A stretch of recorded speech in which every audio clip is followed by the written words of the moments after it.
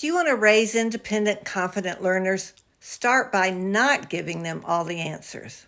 When your child asks a question, instead of jumping in with an answer, try saying, "That's a great question. How could we find out?" You're teaching them curiosity, problem solving, and confidence.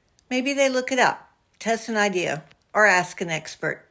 It's not about knowing everything, it's about knowing how to find out.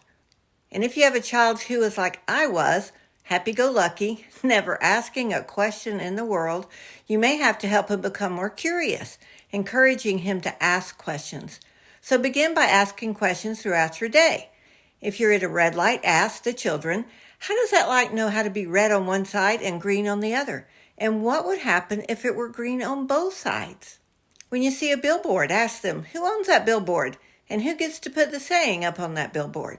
Is that a moneymaker? Is that something we should look into? You can ask fun questions like, did you know that the water in the toilet swirls one way above the equator and another way below the equator?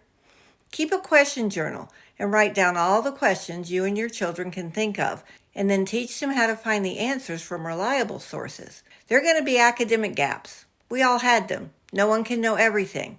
So the goal isn't to raise kids who repeat facts.